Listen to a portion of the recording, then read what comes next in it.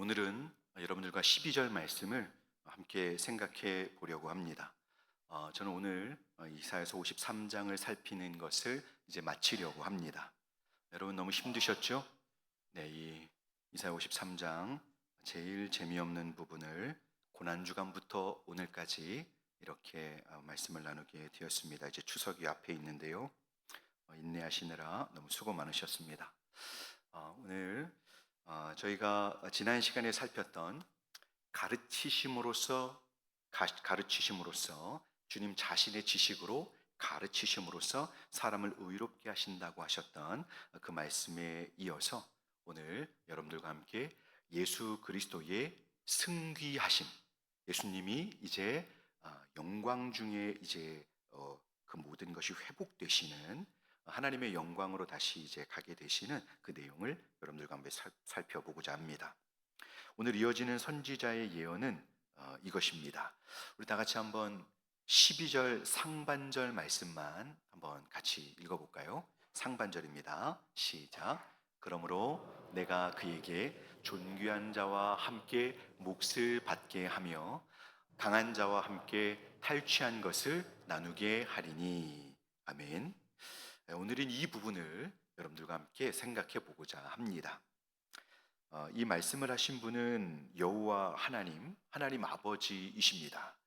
내가 그를 존귀하게 하겠다, 이렇게 말씀하시는 것이죠. 그래서 여기서의 그는 바로 하나님의 종이신 메시아이십니다. 메시아는 누구시죠? 네, 우리가 믿는 그리스도 예수님이십니다. 오늘 본문은 이렇게 말씀을 하고 있는 겁니다. 여호와 하나님께서 십자가의 대속을 이루심으로써 모든 죄값을 치러주시고 그 지식으로 백성들을 의롭다라고 하셨던 고난받는 종 메시아를 이제 존귀하게 하시겠다라고 선포하는 것입니다.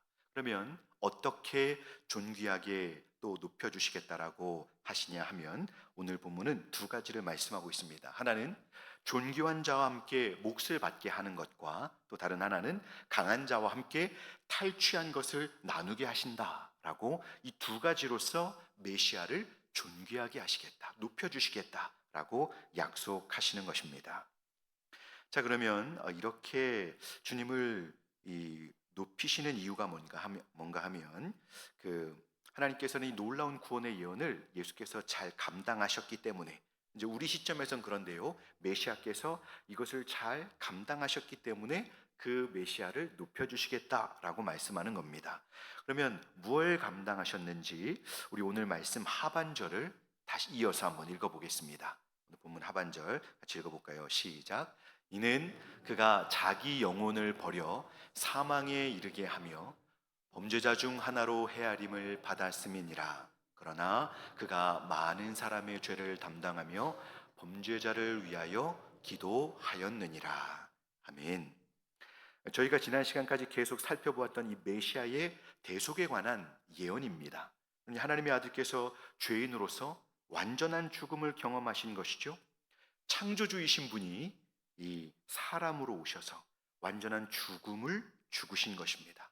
하나님이 저희로 죽으시는 죽음을 경험하신 겁니다. 그리고 두 번째는 이제는 그 메시아로서 범죄자 중에 하나로 취급을 받으면서 고난과 수치를 당하셨다는 겁니다. 하지만 이것은 이미 계획된 일이어서 메시아께서는 그 고난과 수치를 감당하시면서 오히려 죄인들을 위하여 기도하셨습니다. 하나님은 이렇게 구원을 위한 사역을 완벽히 감당해내신 메시아, 하나님의 고난받는 종을 기꺼이 존귀케 하시겠다라고 선포를 하신 것입니다. 그래서 오늘은 하나님께서 메시아를 존귀케 하시는 약속을 주신 그 이유와 또 그것을 오늘 저희가 그 말씀을 살펴볼 때 그럼 이 말씀을 저희에게는 어떻게 적용해야 할지를 한번 생각해 보고자 합니다. 그러면 이 12절 앞에 나오는 이 메시아를 존귀케 하는 것이 무엇을 의미하는지 한번 그 두 가지를 먼저 생각해 보려고 합니다. 먼저 하나님은 메시아를 존귀케 하실 때 존귀한 자들과 함께 몫을 받게 하시겠다라고 하셨습니다. 여기서 이 존귀한 자는 누구일까요? 그리고 이 몫을 받는다는 것은 무엇을 의미하는 겁니까? 이 저희가 지난 시간에 살펴본 대로 메시아께서는 자기의 지식으로 그 가르치시는 사역들을 통해 복음을 전하심으로써 믿는 자들을 의롭게 하셨습니다. 자, 오늘 본문의 이 존귀한 자는 바로 예수님의 복음을 듣고 의롭게 된 자들을 말씀하는 것입니다. 그 지난 시간에 이어지는 것이죠. 예수님의 사역 속에 주님의 복음의 말씀을 듣고 의롭게 된 사람들이 바로 하나님의 나라에서 하나님께 존귀함을 받은 자들이라는 것입니다. 그래서 메시아의 의롭게 해주시는 대속의 은혜를 입고 하나님의 백성인 의로운 백성이 된 자들을 향해서 말씀하는 겁니다. 예수님을 믿고 예수님의 십자가 은혜로 그 피의 공로로 의롭게 된 백성들을 말씀하는 것인데요. 그러면 그들이 받게 되는 몫은 무엇일까요? 의롭게 된 하나님 백성들이 받게 되는 것은 바로 천국을 상속받는 것입니다. 하나님의 나라를 상속받는 것이죠. 그러니까 하나님께서 메시아께서 행하신 사역을 설명하면서 이 메시아께서는 하나님의 아들이 아니라 범죄한 자같이 헤아림을 받았다라고 했습니다. 그렇게 엄청난 구원은 사실 저희가 생각할 때 물리적으로 도저히 상상할 수 없는 십자가의 형벌을 통해서 이루어진 것임을 저희는 기억하고 있습니다. 하지만 이 십자가를 통해서 죽으신 메시아의 죽으심과 고난받으심은 결코 실패하지 않았습니다. 메시아께서는 그대로 버림을 받아 실패하여 영원히 죽음으로 내려가신 것이 아닙니다. 예수님은 이제 부활하심으로써 구원을 완성하시고 하나님께서 실제로 죄인들을 의롭다 하실 수 있는 그 내용들을 이루어내셨습니다. 그래서 고난과 희생으로 인해서 죄인들이 하나님께 나아갈 수 있는 길을 열어주신 것입니다. 뿐만 아니라 메시아 자신도, 메시아이신 예수님 자신도 다시 살아나셔서 하나님의 영광의 나라에 들어가 자신들의 백성들과 함께 그 하나님의 나라를 함께 상속받게 되신 겁니다. 예수님이 이 구원을 이루셨다고 혼자만 천국에 들어가서 그 영광을 회복하고 끝나는 게 아니라 예수님이 천국에 가셨을 때 자신의 희생으로 이제 하나님 나라에 들어와 영원한 기업을 받는 성도들과 함께 그 구원의 기쁨을 함께 나누시게 된다는 것입니다. 예수님께서 얼마나 행복하실까요?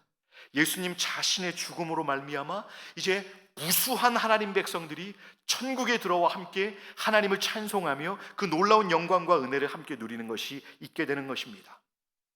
저희는 이미 앞에서 살펴봤습니다. 메시아께서 자신의 고난과 고통으로 얻으신 그 놀라운 은혜를 그 백성들이 누리며 사는 것을 보시는 것이 메시아이신 예수님 우리 주님의 만족이며 기쁨이다라고 설명을 드렸습니다. 여러분 기억나시죠? 이렇게 말하면 기억 못하실 수 있습니다. 이럴 때는 그때 했던 예화를 말씀드리면 기억나실 겁니다. 제가 지난번 장례식장에 갔을 때 고무신을 신고 수염을 기르고 꼭 동전에 나오시는 분 같은 모습으로 장례식장에 오셨던 그 집사님, 식사하는 자리에서 예배를 드리고 나서 식사할 때 장례식에 오면 예수 믿는 사람들과 안 믿는 사람이 차이가 난다고. 뭐가 차이가 날까요? 예수 믿는 사람들은 하나님께 예배하고 다시 만날 소망과 하나님 나라에 대한 소망으로 예배를 드립니다. 이게 얼마나 감사한 일인지 모릅니다. 여러분 기억나십니까? 고무신을 신고 장례식장에 오셨던 그 집사님, 그분이 비록 여러분 누구도 알아주지 않는 저 예천 가는 길 그 근처에서 벼농사를 짓는 분이신데 그 시골에 한 집사님이 천국을 소유하고 하나님께 구원의 그 은혜를 소유하고 예배드리는 삶을 사는 것이 얼마나 감사한지를 알고 그 누구도 알아봐주지 않는 그 남루한 그 집사님이 천국을 소유하고 하나님 앞에 그 은혜를 누리는 삶을 살 때 예수님이 여러분 교회에 벤츠 타고 오는, 혹시 벤츠 타고 오신 분 계시면 어떡하죠? 네, 제가 아직 주차장에서 성도님들 벤츠를 못 봐서 그럼 오해하지 마십시오. 바꿀까요? 버스를 타고 자기 버스를 혼자 타고 오신 분이 예배를 드리는 것보다 여러분 그런 고무신 신고 오신 분이 그런 하나님의 은혜를 아는 자로 하나님 앞에 감사하며 사랑을 고백하는 성도님이 예배를 드리러 올 때 하나님이신 예수님이 구원자이신 예수님이 정말 만족해 하시는 겁니다. 여러분 저와 여러분들이 이렇게 주님께 이런 기쁨을 드릴 수 있는 은혜를 알고 소유하고 누리는 성도님들이 되실 수 있기를 바랍니다. 그 많은 성도님들의 하늘에서 울려 퍼지는 찬송과 감사의 환호 소리에 여러분 메시아께서 말할 수 없는 기쁨과 만족을 이제 누리실 것입니다. 하나님께서는 이렇게 놀라운 구속을 완성하신 메시아를 높여주시고 존귀케 해주시고, 얼마 전까지 유대인들에게 맞으면서 가시관에 찔리시면서 십자가에서 비참하게 죽임을 당하시는 고통스러운 자리에 있으셨지만, 이제 부활하셔서 영광 중에 부활하신 주님은 천국에서 이 찬송을 들으시면서 성도들과 함께 기뻐하시는 것이죠. 이 영광을 메시아이신 예수님께 우리 하나님이 허락해 주신 것입니다. 이뿐만이 아닙니다. 두 번째로는 하나님께서 약속하시는 것은 강한 자와 함께 탈취한 것을 나누게 하신다는 겁니다. 여기 강한 자는 여러분, 이 강한 자들이라는 복수 명사인데요, 힘이 세고 능력이 많은 그런 사람들을 의미하는데, 보다 구체적으로는 이방의 열방의 여러 통치자들을 지칭하는 것입니다. 그러니까 본문의 내용은 이런 것이죠. 여호와께서 메시아로 열방의 왕들을 약탈물로 얻게 하실 것이다 라는 그런, 직역하면 거의 이런 의미가 되는데요, 이것을 우리말로 바꾸면 여호와께서 메시아를 최후의 승리자가 되게 하셔서 열방의 왕들의 경배를 받게 될 것을 선포하시는 겁니다. 열방의 모든 왕들이 승리하신 예수님께 경배하는 것이죠. 왜 그렇습니까? 온 우주와 온 전 우주적인 교회를, 세상과 온 교회를 통치하시는 분이 바로 부활하신 예수님이 되시기 때문입니다. 오늘 주님은 이 약속을 알려주시는 거예요. 아무래도 이 약속 때문에 유대인들이 고난받는 메시아에 대한 복음을 오해하고 이 결과인 승리만 생각하다 보니까 이 메시아인 예수님에 대해서 정치적인 그런 모습을 기대하고 고난받는 종에 대한 복음을 거부한 것이 아닌가 싶습니다. 하나님께서는 저희가 계속해서 53장 전체를 살펴본 대로 하나님의 놀라운 구원은 고난받는 종, 하나님의 종께서 고난을 받으심으로써 구원이 이루어진다고 말씀했는데요, 그렇게 메시아께서 고난의 죽음과 또 예언대로 그렇게 이 구원을 이루시는 것을 통해서 하나님은 죄인들이 하나님 앞에 나와 구원받고 영원한 하나님 나라에 대한 소망을 갖고 살게 해주셨습니다.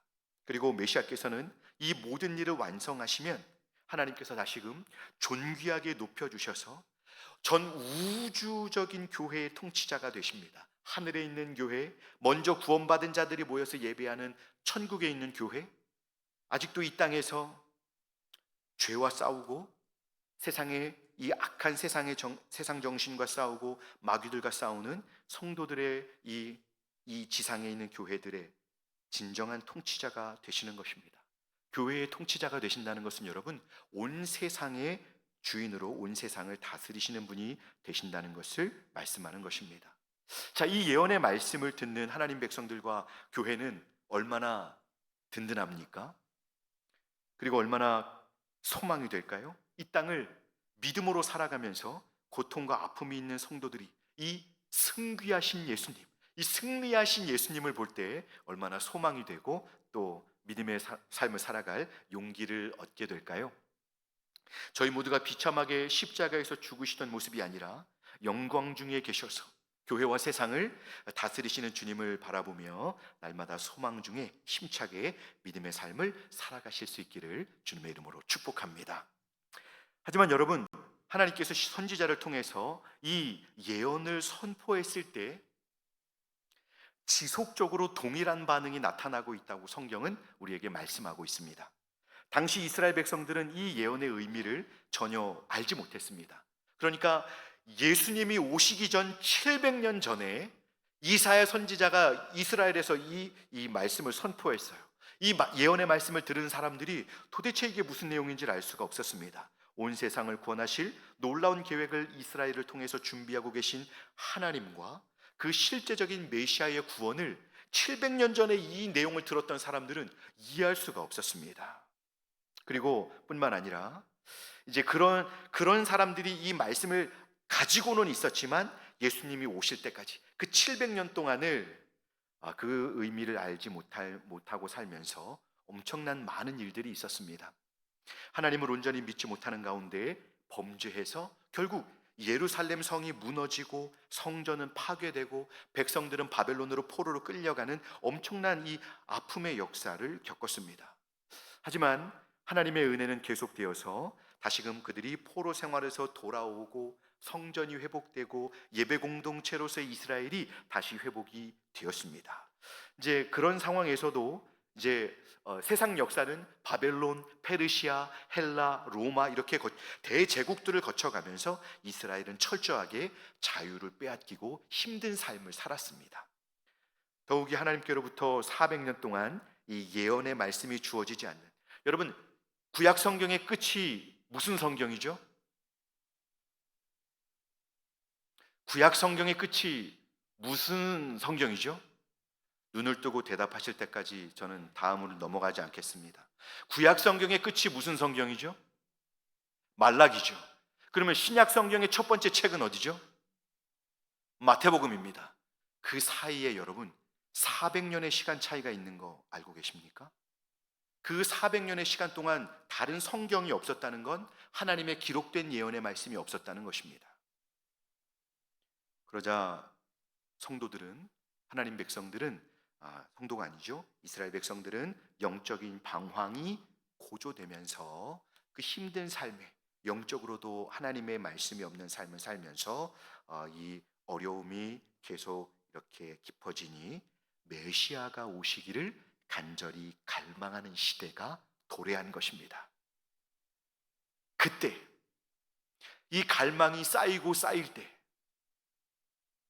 놀라운 일이 벌어졌죠. 저 들밖에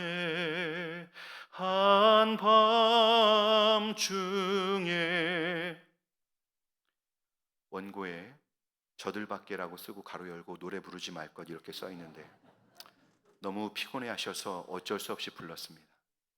여러분, 메시아께서 구약 성경의 예언대로 오셨습니다. 그 이름조차 구원의 이름으로 예수가 되셔서 오셨습니다. 그리고 공생의 기간 동안 메시아의 예언에 따라서 자신의 지식으로 가르치시면서 영혼들에게 구원의 빛을 비추어 주셨습니다. 그리고 여러분, 결국 그 예언하셨던 대로, 예수님 자신이 예언하셨던 대로, 구약 성경이 예언하셨던 대로 예수님은 죽으셨습니다.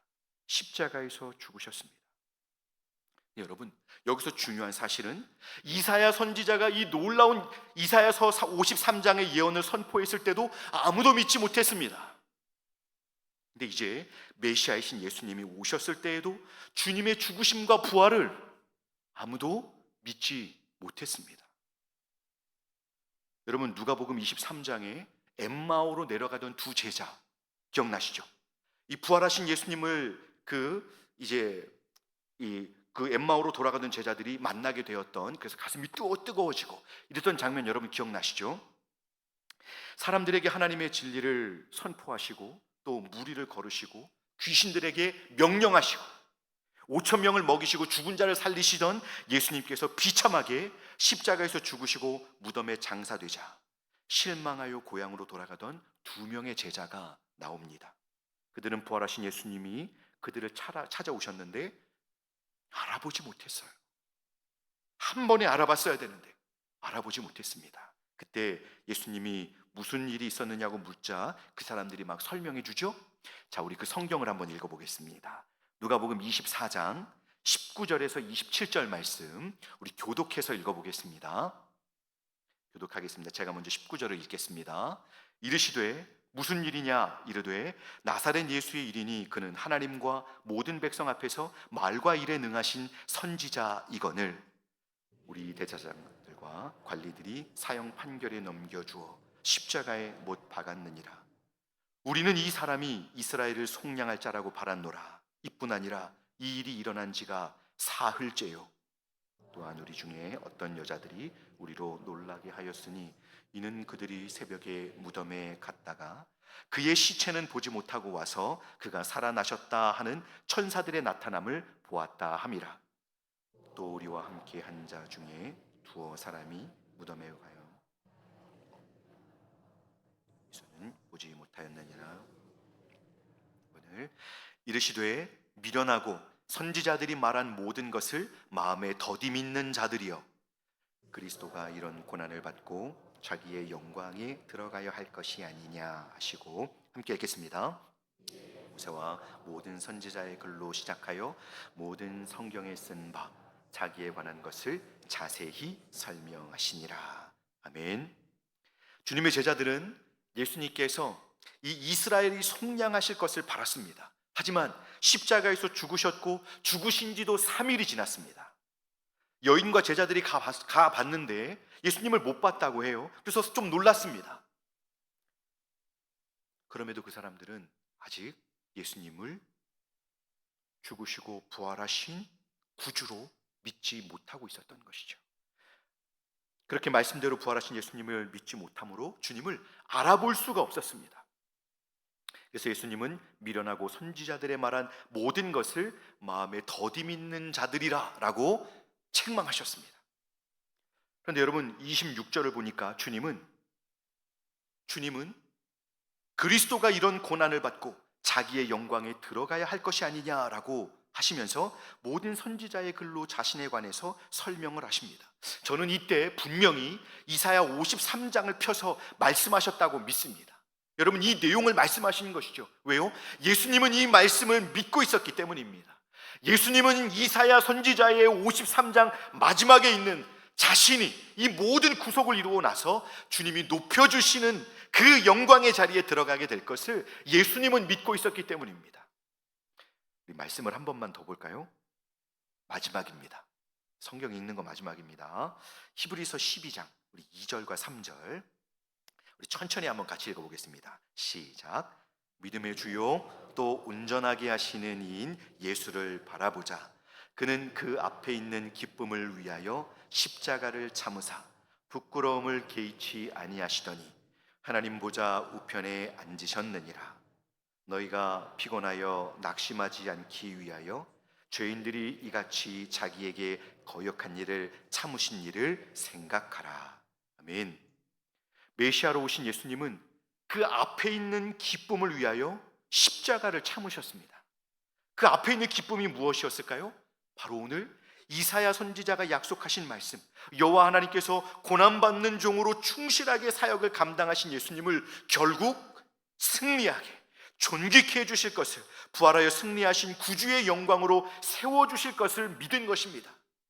결국 예수님은 하나님 보좌 우편에 앉으셨습니다. 이것은 실제로 보좌의 의자에 앉으셨다는 것이 아니라 메시아이신 예수님께서 가장 존귀케 되셔서 하나님이 허락하신 온 세상을 통치하실 권세와 영광을 받으시게 되었다는 것입니다. 이것을 그래서 그리스도의 승귀라고 말하는 것입니다. 그러면 하나님께서 오늘 이 고난받는 종으로 오신 메시아께서 비참하게 십자가에서 죽으시는 것으로 끝나지 아니하고 영광스럽게 승귀하신 내용을 하나님이 오늘 저희에게 예수님의 십자가 사건 이후에 2000년이 지난 지금에 저희에게까지 이 말씀을 계속 보여주시는 이유가 무엇일까요? 십자가를 지시고 비참하게 고난당하실 예수님만을 위로하시고 격려해 주시기 위해서 주신 말씀이 아니기 때문에 오늘 저희에게 주신 것입니다. 곧 이 놀라운 생생한 예고편 영상과도 같은 세밀한 예언의 말씀을 오늘 저희에게 주시는 것은 바로 오고 오는 모든 세대 속에서 예수님의 십자가 복음을 믿는 성도들과 교회들이 예수님처럼 이 말씀을 믿고 이 복음을 믿을 때 결국 그리스도 안에서 구원의 은혜를 받을 뿐만 아니라 그리스도와 함께 천국의 영광을 상속받는 자로 세워지는, 그러니 우리에게 주어진 힘들고 고난이 있는 삶을 견고한 성도로 살게 하시기 위하여 이 말씀을 저희에게 주시는 것입니다. 그러므로 저희는 이 말씀을 저희에게 이렇게 적용해 보기를 원합니다. 첫째로, 이 예수님에 대한 생생한 약속의 말씀을 믿고 은혜의 구원을 믿고 이 구원을 성취하시는 하나님이 저희와 함께 하심을 믿어야 한다는 것입니다. 이사야 선지자가 이 예언의 말씀을 이 주님 탄생 700년 전에 예언을 했습니다마는 어떻게 이루어질지 그 실제적인 상황은 이 선지자로서는 잘 알지 못했던 것입니다. 그렇죠? 그런데 막상 예수님께서 오셨을 때 유대인들을 보십시오. 굉장히 예수님에게 적대적이었습니다. 그리고 주님의 제자들도 그렇게 놀라운 기적과 함께 육성으로 들려주시는 하나님의 아들의 그 말씀, 하나님의 말씀을, 그 주옥 같은 말씀들을 들었지만 이 핵심적인 이 복음을 믿지 못했습니다. 하지만 예수님은 이 말씀, 하나님의 약속의 말씀을 믿었죠. 예수님은 믿음으로 이 말씀대로 행하시면서 이 약속대로 놀라운 구원을 성취하시고 결국 메시아의 영광에 들어가게 되었습니다. 이제 하나님께서는 저희에게 이 복음을 믿고 이 복음을 따라서 이 천국에 대한 소망을 가지고 믿음으로 하루하루 살아가는 저희들에게 물으시는 겁니다. 이 약속의 말씀을 믿고 있는가? 이 놀라운 구원을 성취하신 하나님이 저희와도 함께 하시며 저희 삶에서도 구원의 역사를 아주 신비롭게 섬세하게 이루고 계시다는 것을 믿고 있는지 물으시는 것입니다. 예수님으로 인해 성취된 십자가 복음을 믿고 이제는 그 십자가의 은혜의 모든 혜택과 축복을 누리는 대로 저희가 나아가서 이 우리에게 놀라운 구원과 은혜를 주시는 하나님을 온전히 믿고 우리의 삶을 통해 하나님의 이 놀라운 은혜를 풍성히 경험하며 하나님의 살아계심과 하나님의 영광을 드러내는 저희 모두가 되실 수 있기를 주님의 이름으로 축복합니다. 저희는 여러분 하나님께 나아갈 수 있게 되었습니다. 예수님 안에서 하나님께 나아갈 수 있습니다. 그리고 예수님의 구원을 우리 안에서 또한 우리 삶 가운데서 계속해서 이 구원을 이루시는 하나님이 계심을 우리가 믿고 살아가야 하는 겁니다. 이 복음을 믿는 담대함으로 하나님을 사랑하고 또 하나님의 은혜의 역사를 기대하면서 여러분 저희에게 주어진 삶 가운데 비록 저희의 이 환경이 감당하기 어려워도 또 때로는 아무것도 일어나지 않는 그런 너무 평범한 죽어있는 일상 같을지라도 저희는 살아계신 하나님을 믿어야 합니다. 그래서 주님 편에 서서 주님을 부끄러워하지 말고 또 주님의 십자가 복음과 우리 가운데 놀라운 구원의 역사를 이루신다는 이 말씀을 부끄러워하지 아니하고 이 말씀을 주신 하나님을 사랑하고 믿으며 담대히 이 주님을 위한 주님의 영광을 위한 순종하는 삶, 이 말씀대로 순종하는 삶을 힘써 살아가시며 이 복음을 증거하고 복음을 계속 드러내시는 삶을 이루실 수 있기를 바랍니다. 그럴 때 우리의 삶에서 하나님께서 예수님의 삶에서 이루어 주신 것처럼 반드시 승리하시는 그 놀라운 결과, 놀라운 구원의 결과로 그 영광스러운 결과로 주님을 인도하셨다는 것처럼 저와 여러분들을 그렇게 영광스러운 결과로 인도해 주실 것입니다. 승리하는 삶으로 인도해 주실 것입니다. 둘째는 아직도 진행 중인 그리스도 예수님의 기도하시며 돌보시는 사역을 믿고 광야와 같은 믿음의 삶 속에서 주님만 의지해야 한다는 것입니다. 12절 하반절에서 메시아께서 이루신 사역을 표현하는 4개의 동사가 나옵니다. 그런데 3가지는 예수님의 구속을 성취하는 데 사용된 것으로 다 이미 종결된 완료 시제로 설명된 내용들입니다. 그런데 이미 확정이 된 것이죠. 근데 아직 하나는 오늘 미완료 시제로 기록이 되어 있습니다. 그것이 뭐냐면 기도하셨다라는 것, 범죄한 자들을 위하여 기도하셨다. 이것은 여러분 미완료 시제로 되어 있어서 아직도 죄인들을 위하여 계속 기도하고 계신다는 것을 이 이사야는 말씀하고 있습니다. 예수님께서 기도하신다는 것의 의미는 전 우주적인 교회의 통치자로 우리 주님이 계시잖아요. 그분이 우리를 위해 기도하신다는 것입니다. 여러분, 누군가 널 위하여 누군가 기도하네. 누가 기도하신다고요? 예수님이 저와 여러분들을 위해 기도하시는 겁니다. 여러분, 목사님들이 매일 여러분들을 위해 기도하는 것 같죠? 솔직히 아닙니다. 죄송합니다. 솔직히 아닙니다. 그럼 우리를 위해 누가 기도하십니까? 하나님이 하시는 것이죠. 예수님이 하시는 것입니다. 그래서 예수님께서 전 우주적인 교회를 통치하시고 온 세상을 통치하시는 그 대제사장이신 예수께서 이제 저희를 위하여 기도하시면서 저희를 보호하고 돌보며 하나님의 그 뜻이 이루어지는 길로 저희를 인도하신다는 것입니다. 하나님은 결코 성도를 세상에 방치하는 분이 아니십니다. 시편 23편에 기록된 그 목자와 같이 저희를 계속 돌보시는 예수님은 저희를 위하여 기도하시면서 저희를 인도하고 계신 것입니다. 그러니 저희가 이 사실을 기억하고 저희 기도를 세심하게 들으시고 가장 선한 길로 인도하시며 보호하시는 예수님께 우리의 삶을 맡기며 살아야 하지 않을까요? 그래서 성도는 기도해야 하는 것입니다. 주님을 의지한다는 믿음을 주님께 보여드리기 위해서 우리는 기도해야 하는 것입니다. 저희가 살아가는 요즘은 우리나라는 극심한 핍박은 없습니다. 얼마나 감사한 일인지 모릅니다. 그렇다고 해서 결코 믿음의 삶이 쉽거나 어려움이 없다는 것은 아니죠. 그러기에 성도는 기도해야 합니다. 저를 위해서 기도하시는 그리스도 예수님이 계심을 믿고 은혜의 보좌 앞에 나아가서 기도로, 간절한 기도로 때를 따라 돕는 은혜를 힘써 구하시기 바랍니다. 여러분, 저희가 뭐라고, 저희가 뭐가 예쁘다고, 저희가 신앙생활을 잘합니까? 저희가 하나님을 잘 섬깁니까? 도무지 하나님 앞에서 잘하는 것이 없는데 뭐든지 구하면 주시겠다 하시고, 어떤 것이든 구하면 들으시고, 어떤 어려움이든 위로해 주시고, 심지어 죄를 범해도 용서해 주시는 이 사랑, 이 하나님의 그 큰 사랑의 깊이를 도무지 알 수가 없습니다.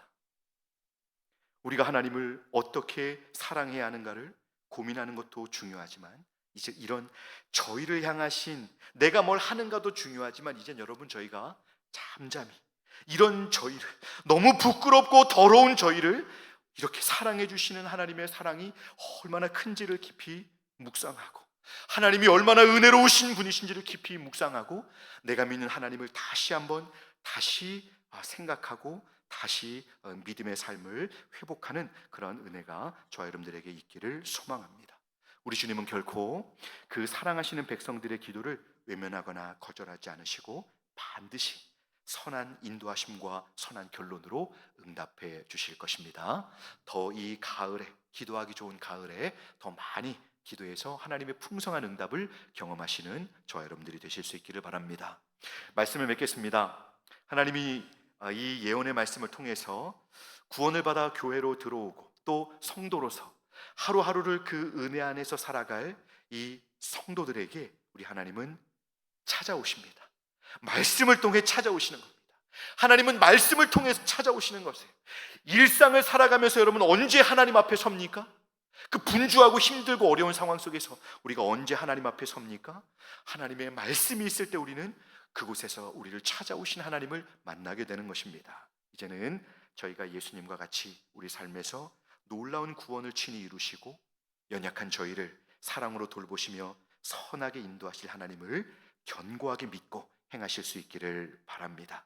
그 하나님의 마음을 알고 저희 모두가 말씀과 기도로 그 사랑의 하나님의 손을 꼭 붙들고 살면서 하루하루 각자의 삶의 자리에서 하나님의 놀라운 그 구원과 돌보심의 풍성한 흔적을 남기면서 승리하는 믿음의 삶을 이루실 수 있기를 예수님의 이름으로 축복합니다.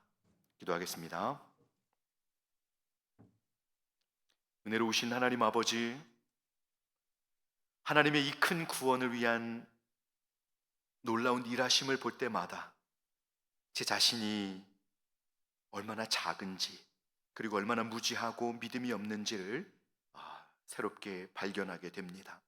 하나님, 불쌍히 여겨 주시옵소서. 이제 예수님과 같이 하나님의 말씀을 믿게 하여 주시고 간절히 기도하는 가운데 그 하나님의 돌보심 안에서 믿음의 삶을 온전히 살아가게 하여 주시옵소서. 그래서 하나님의 풍성하신 돌보심의 은혜를 누리며 그 놀라운 흔적들을 우리의 삶에 갖게 하여 주시옵소서. 저희가 뭐라고 이렇게까지 사랑해 주시는지, 그 하나님의 사랑에 그저 놀라고 또 놀랄 뿐입니다. 이 큰 사랑을 받은 자로서 주님의 이 놀라운 십자가 복음과 하나님의 약속을 부끄러워하지 아니하고 담대히 믿고 행하며 주님과 동행하는 가운데 승리하는 삶을 살아가는 저희 모두가 되게 하여 주시옵소서. 감사드리며 우리 구주 예수님의 이름으로 기도드리옵나이다. 아멘.